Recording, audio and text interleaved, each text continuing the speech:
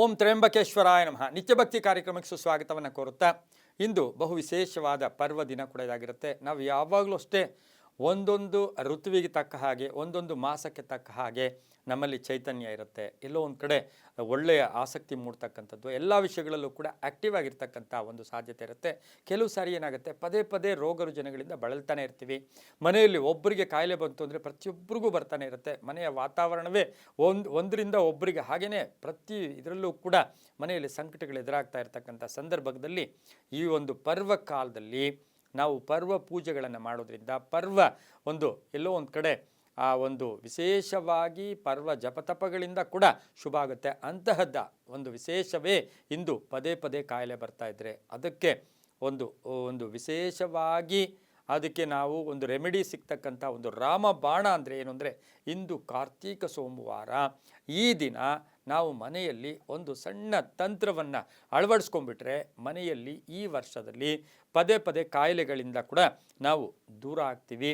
ನರಳಾಟ ಆಗಿರುತ್ತೆ, ಒಬ್ರಿಗೆ ಜ್ವರ ಬಂದರೆ ಮತ್ತೊಬ್ಬರಿಗೆ ಹೀಗೆ ಮನೆಯಲ್ಲಿ ಏನೋ ನಮಗೆ ಗೊತ್ತಿಲ್ಲ, ಏನಾಗ್ತಾ ಇದೆಯೋ ಗೊತ್ತಿಲ್ಲ ಅಂತಕ್ಕಂಥ ಪ್ರಶ್ನೆ ಕೂಡ ಮೂಡುತ್ತೆ. ಯಾವಾಗಲೂ ಒಬ್ಬ ವ್ಯಕ್ತಿಗೆ ಮನುಷ್ಯನಿಗೆ ಪ್ರಪ್ರಥಮವಾಗಿ ಸ್ಥಾನ ಬಲ ಇರಬೇಕು, ಸ್ಥಾನ ಆದಮೇಲೆ ನಮ್ಮ ಬಲ ಇರಬೇಕು, ನಮ್ಮ ತಲೆ ಮೇಲೆ ಇರ್ತಕ್ಕಂಥ ದೈವ ಬಲ. ಇವು ಮೂರರಲ್ಲಿ ಸ್ವಲ್ಪ ಏರುಪೇರಾದರೂ ಕೂಡ ನಾವೆಷ್ಟೋ ನರಳಾಟವನ್ನು ಕೂಡ ಅನುಭವಿಸ್ತೀವಿ. ಇದಕ್ಕೆ ಒಂದು ಸಣ್ಣ ಪುಟ್ಟ ತಂತ್ರ. ಏನು ಆ ತಂತ್ರ?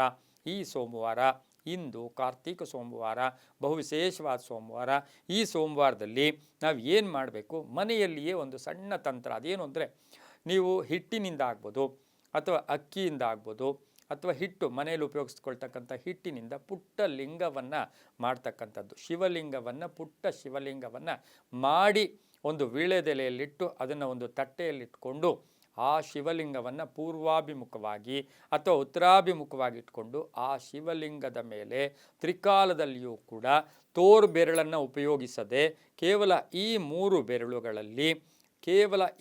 ಬೆರಳುಗಳಲ್ಲಿ ತೋರು ಬೆರಳನ್ನು ಉಪಯೋಗಿಸದೆ ಆ ಪುಟ್ಟ ಲಿಂಗಕ್ಕೆ, ಅಥವಾ ಈಗಾಗಲೇ ನಿಮ್ಮ ಮನೆಯಲ್ಲಿ ಬೆಳ್ಳಿ ಲಿಂಗ ಇದೆ, ಈಗಾಗಲೇ ನಿಮಗೆ ಕಂಚಿನ ಅಥವಾ ತಾಮ್ರದ, ಹಿತ್ತಾಳೆ ಯಾವುದೋ ಒಂದು ಲಿಂಗ ಇದೆ, ಸ್ಫಟಿಕ ಲಿಂಗ ಇದೆ, ಏನೂ ಇಲ್ಲ ಅಂದರೆ ಲಿಂಗ ಮಾಡ್ಕೊಳ್ಳಿ.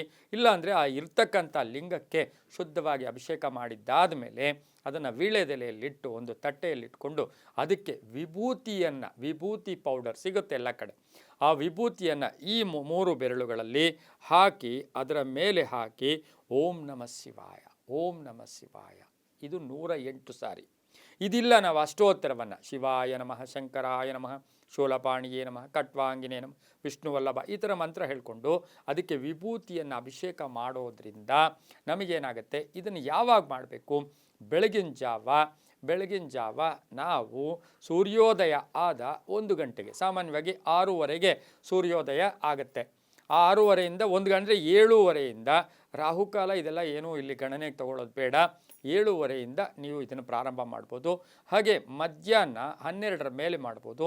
ಸಂಧ್ಯಾ ಕಾಲದಲ್ಲಿ 6ರಿಂದ 9ರ ಒಳಗಡೆ ಈ ರೀತಿಯಾಗಿ 108 ಬಾರಿ ಜಪವನ್ನು ಮಾಡಿ ವಿಭೂತಿಯಿಂದ ಅಭಿಷೇಕ ಮಾಡಿ ಆ ವಿಭೂತಿಯನ್ನು ನೀವು ವರ್ಷಪೂರ್ತಿ ಹಣೆಗೆ ಹಚ್ಕೊಳ್ಳೋದ್ರಿಂದ ರೋಗ ರುಜಿನಗಳಿಂದ ಮುಕ್ತರಾಗ್ತೀರಾ. ಓಂ ನಮಃ ಶಿವಾಯ ಹೇಳ್ಕೊಳ್ಳೋದ್ರಿಂದ ಸಾಕಷ್ಟು ಶುಭ ಆಗುತ್ತೆ. ಎಲ್ಲವೂ ನಂಬಿಕೆಯ ಆಧಾರದಲ್ಲಿ ಅಂತ ಹೇಳ್ತಾ ಸರ್ವೇ ಜನ ಸುಖಿನೋ ಭವಂತು, ಸಮಸ್ತ ಸನ್ಮಂಗಳಾನಿ ಭವಂತು.